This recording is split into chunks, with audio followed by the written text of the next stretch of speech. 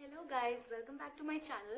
So I'm back with one of the most requested videos on YouTube, which was to bake a cake on stove, which is one of my recent discoveries. I actually was craving for some dark chocolate cake, and since we're all locked down in our individual places, and there's no Swiggy, Zomato delivering right now. So I tried to fulfill my wish. I tried to bake a cake on stove because there's a huge load shedding that goes on during the day. So I couldn't bake a cake in my oven. So I actually tried it on stove, and I know a lot of people have already done that before, but this was the first time I actually tried it by myself. And I did not use salt because the salt that you use in the base actually gets destroyed, and it's kind of wasting the salt, and my mother would kill me. We all know how our mothers are, right? So I tried making this cake all on stove, and it started with tea cakes, and then thereon I went on making a double tier chocolate cake for my neighbor's kid on her birthday. And this video is also a dedication to my younger sibling who's currently stuck in Delhi, and it's his 13th birthday on 23rd May. And 3 years ago, it actually started from his birthday that we planned a Batman themed birthday party, and I did a customized cake. That was my first customized cake, and thereon the journey has been good. So this video is a small dedication to him. Today I'll be making a mini cake version, and we'll be cutting that on a Zoom video call at 12 a.m. So let's get started. I'll be doing the do's and the don'ts, and I'll be explaining all the processes one by one so that it's easier for you to follow, and so that you can relish all the dark chocolate craving or the cake sweet craving that you're having within. And hope you enjoy the video. And if you like the video, please hit to the subscribe button and the bell icon, and so that you keep getting a notification. So I'll start by explaining the process and the utensils required for making it on stove. Basically, we need any utensil which has a thick base, because anything that has a thin base will destroy the utensils, the layering of the utensil. And as we're not using salt, so we don't want to take that chance. So I would make you go through the utensils that I use. Okay guys, so for the base, the utensil that I'll be putting directly on flame would be this, because this has a copper base, and it is really thick. Like you can see, it is really thick, so the flame wouldn't affect the inner part of this utensil. It won't burn it down, or it would not cause damage to this utensil. So since I'm using this size for the cake, which is comparatively small, it goes inside, but I need to separate both, and when I'll level it up with another leveler, then it will the height wouldn't match it. So I'll be using this this one. This is the bigger version of this, and it's the same. It has a copper base, but it's just the bigger version of this. And I'll be making my cake. I'll be putting my cake batter into this, and I'll be putting this inside this. Okay, with the help of either a plate. Okay, this can also, like, you basically have to separate both of them from the direct heat of the flame. Okay, so this would do. Or I have I have this, so I use this because this is better than that. So I'll be putting this inside, and then I'll be putting the batter within this.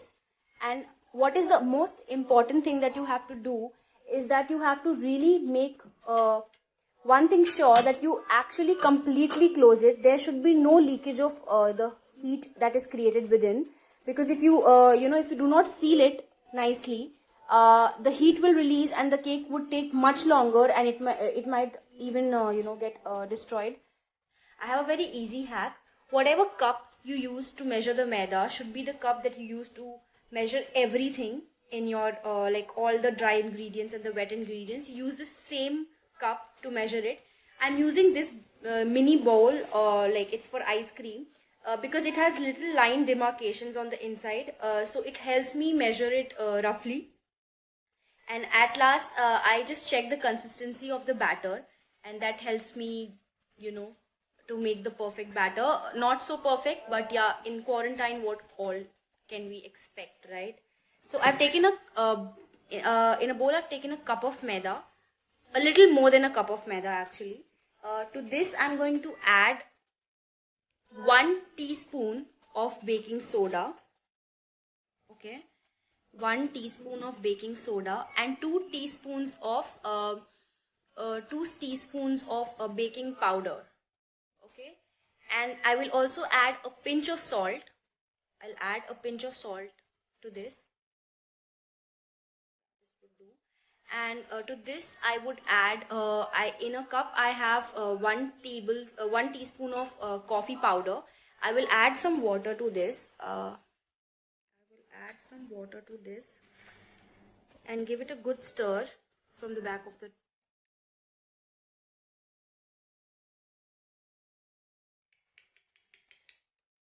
Okay, so I've given it a good stir, and I will now add all the dry ingredients. In a cup I have 1/2 cup of sugar. If you don't want your cake to be too sweet, I'm making a dark chocolate cake, so I don't want my cake to be too sweet. I will the ganache that I'll be making will have good amount of sugar, so I'm just adding a 1/2 cup of sugar into this. I've already added baking powder, so I didn't add it in this. I will add to this. I will add 3 tablespoons of baking powder. Cocoa powder. This is.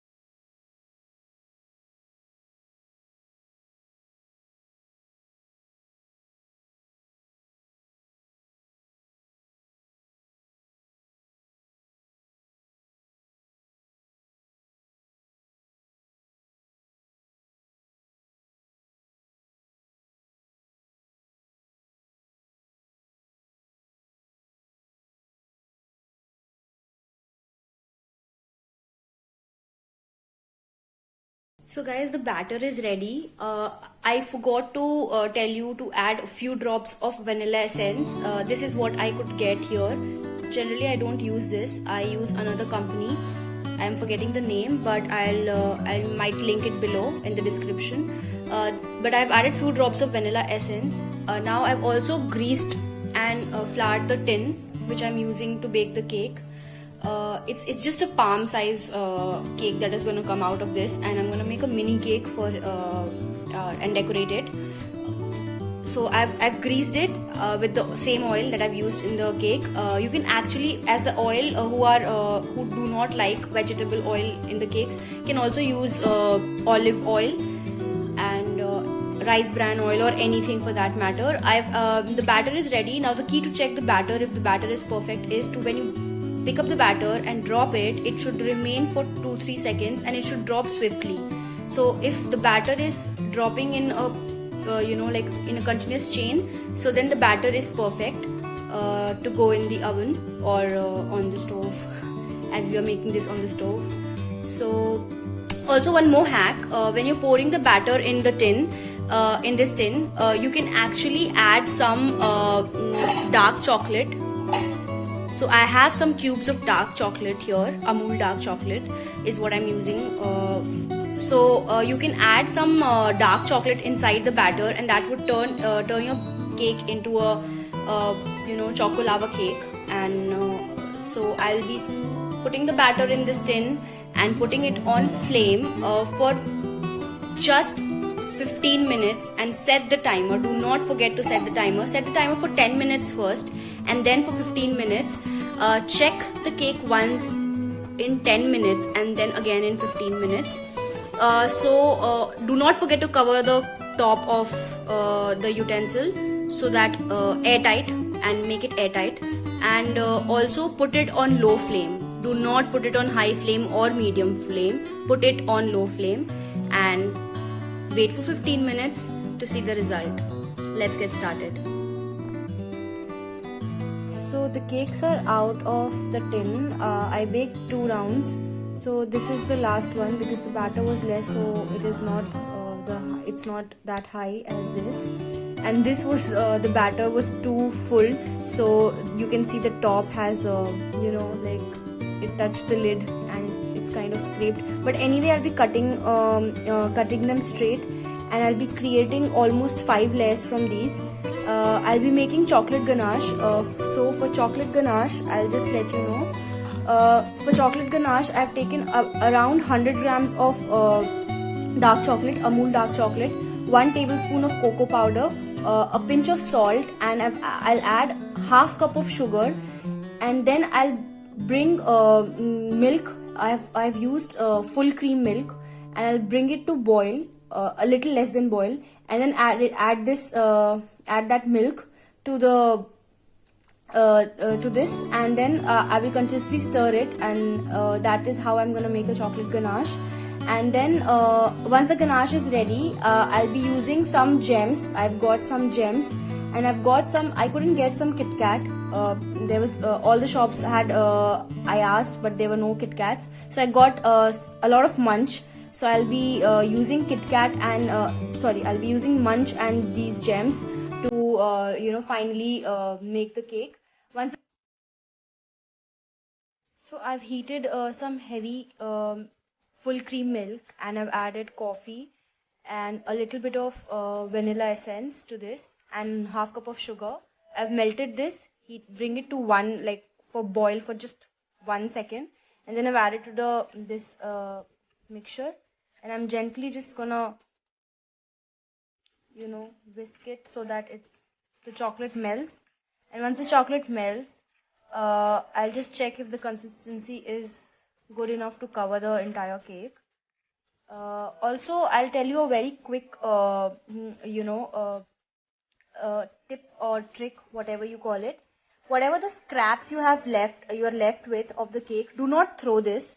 Instead, if your ganache is very thin, like mine is quite thick, but if your ganache turns out to be really thin, then use these cake scraps, add this to the ganache, and just churn it in the mixie for like a quick 30 to 40 seconds. And it is a good hack because then you don't waste these cakes.